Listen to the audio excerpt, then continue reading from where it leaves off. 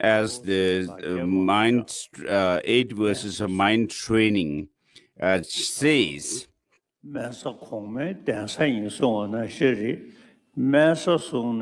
And you'll be able to see yourself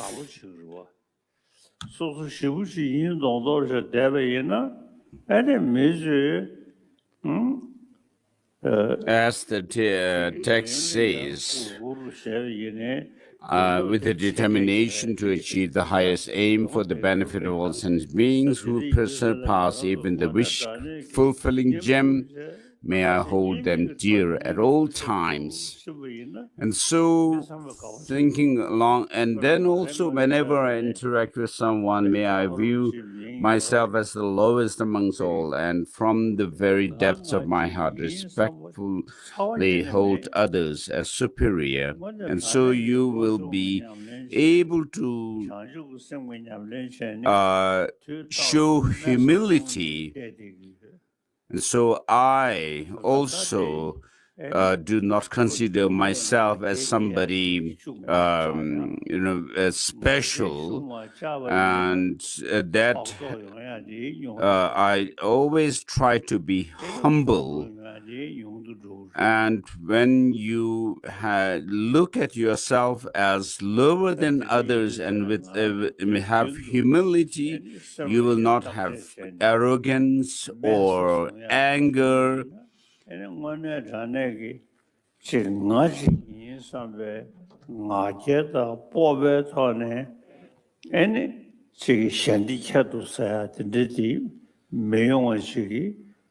So when you see others as being human beings like yourself, with all kinds of defects and faults, you will not also disregard them. So I do not have that pride, thinking that I'm someone special. I always practice bodhicitta and the view of emptiness. And so, as we say, if you hold a low profile, and if you hold yourself low as someone lower than others, that is actually the seed of your higher qualities. And so it is always better to show humility rather than anger. So the low seed, as we say, holding yourself lowly, lower than others, showing respect to others, will actually lead you to a higher position. So if you are able to live your life accordingly, without anger and arrogance and so forth, it will be better, because with anger and arrogance and so forth, if you and with the sense that you are somebody better and more special than others, I mean, you'll be the loser. So what you should do is never let yourself be swayed by or overpowered by these mental afflictions, the kleshas. So the teaching of the Buddha, the Buddha himself and the great masters who have explained the teaching of the Buddha unmistakenly, we have these teachings from them, which show the method of overcoming these mental afflictions, the negative emotions, and so forth. So it is very important for all of us, whichever tradition we may be following. And the masters of the Sakya, Nyingma, Kagyu, Gelug have showed us all these paths to overcome our negative emotions, these mental afflictions. So we should always try to apply this teaching to them, within ourselves. So, of course, in Tibet, before Buddhism came to Tibet, Burn tradition was there, and then later Buddhism spread. And then we have the different traditions, Sakya, Nyingma, Kelu, Kagyu, and so forth.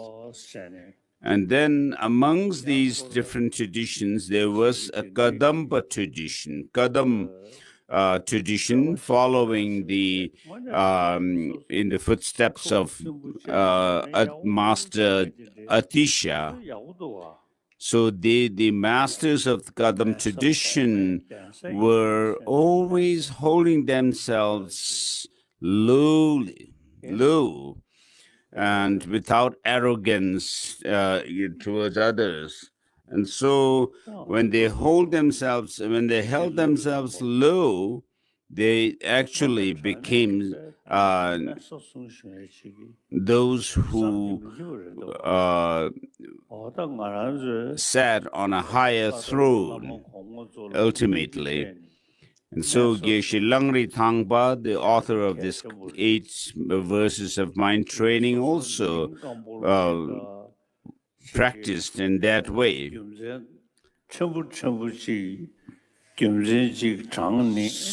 So, for reasons of becoming, gaining name and fame, of course, it's not good if you do that. So you should always hold yourself low.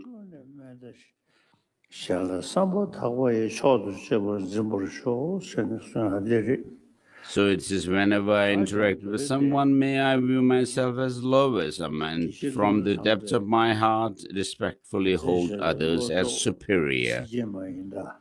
So we'll go through this text. The 8 verses of mind training the mind. So I recite it every day since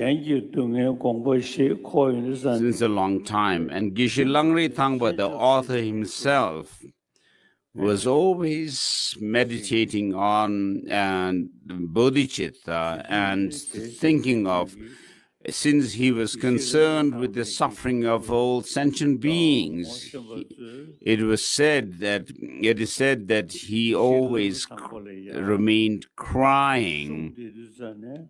And so because of that, he was called Langtangpa, Langtang, who had a serious face all the time. So literally, Ngonakpa means black face, but someone who is not cheerful all the time. But because of the practice of bodhicitta, of course, he had this great determination and the courage to work for others. But outwardly, he would always hold himself the lowest. So with the determination to achieve the highest aim for the benefit of all sentient beings who surpass even the wish-fulfilling jewel. May I hold them dear at all times, whenever I interact with someone, and may I view myself as the lowest amongst all, and from the depths of my heart respectfully hold others as superior. And then third verse, so whatever you are doing, whether going here and there, or sleeping, or resting, and so forth, whenever, wherever you are, whatever you are doing, wherever these mental afflictions arise, you need to see how to counter that through their own antidotes. In all my deeds, may I probe into my mind, and as soon as many mental and emotional afflictions arise as they endanger myself and others, may I strongly confront them and avert them. When I see beings of unpleasant character oppressed by strong negativity and suffering, so of course all human beings are same as in terms of being humans, but we see all kinds of suffering and pain that people go through. And on top of their physical pain and so forth, they are causing more suffering because of their own attitude. And so may I hold them dear, for they are rare to find, as if I have discovered a jewel treasure. So when others criticize you, use all kinds of abusive words, languages, and so forth, if you can actually accept that and do not try to retaliate, it will be best. When others, out of jealousy, treat me wrongly with abuse, slander, and scorn, may I take upon myself the defeat and offer to others the victory. When someone whom I have helped, or in whom I have placed great hopes, mistreat me in extremely hurtful ways, may I regard him still as my precious teacher. So, regarding the perpetrators of Tibetans, the Chinese, who used all sorts of atrocious means to cause suffering to Tibetans and destroying Tibetan culture and religion, instead of becoming angry at them, I always feel compassion to them, because of they are doing all these negative actions out of their ignorance, and also because of not being able to see the reality, and they have their own short-sightedness and narrow-mindedness, because of which, due to which they cause all these problems and difficulties. So, of course, there are many Chinese leaders, communist leaders, who criticize me and Tibetan culture and religion. Instead of becoming angry at them, I feel compassion for them. So,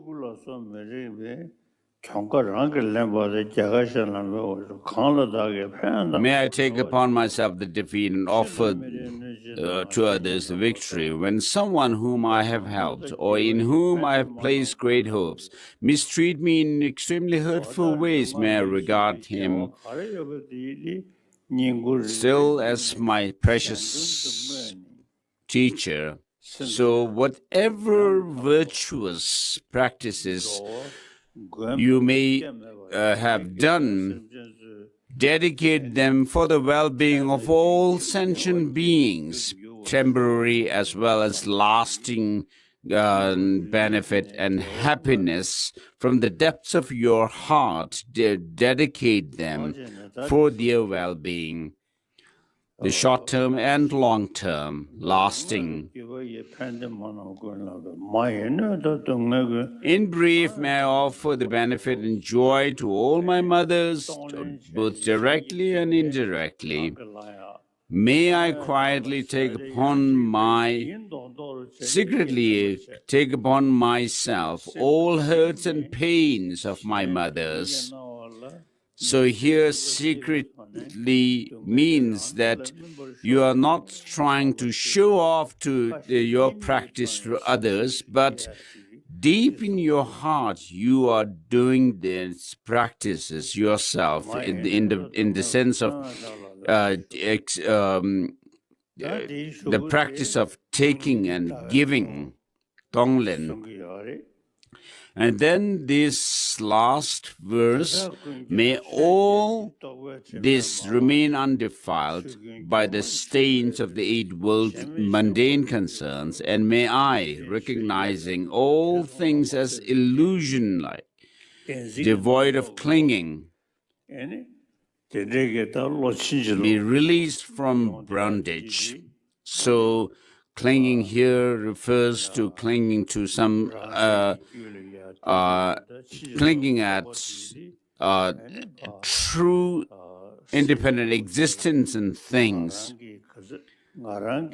So you're saying you will do your best to practice this and cultivate the view of emptiness, and through your experience be able to share this experience with others who are not able to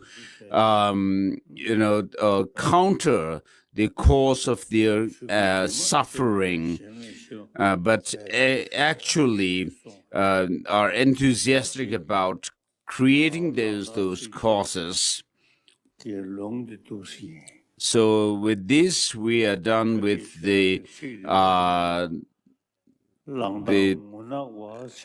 transmission of this text, the 8 verses of mind training.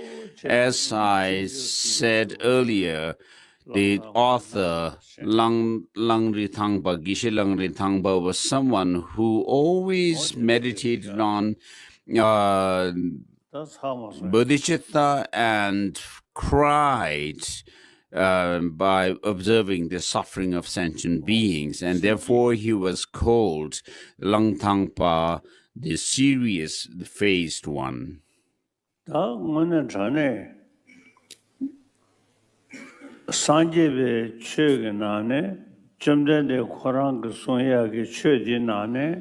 So among the teaching of the Buddha,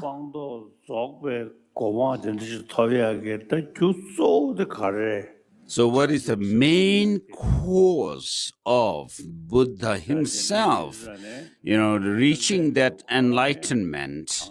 It is that of bodhicitta, the altruistic spirit of enlightenment. So with that in the mind of bodhicitta, the Buddha himself went through the process of accumulating merit and wisdom over 3 countless eons.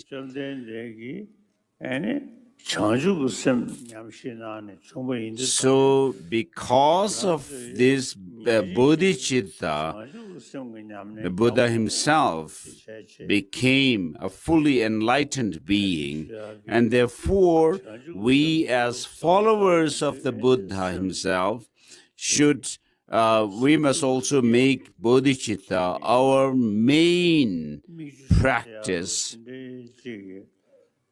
So you should cultivate and develop bodhicitta to such an extent that you also, become like Geshe Langri Thangpa. be in tears when thinking about the suffering of other sentient beings. So as soon as I wake up in the morning, I also meditate on bodhicitta, cultivate bodhicitta, and because of that, I also am in tears. So the final message of the Buddha is to contemplate bodhicitta. Message to us.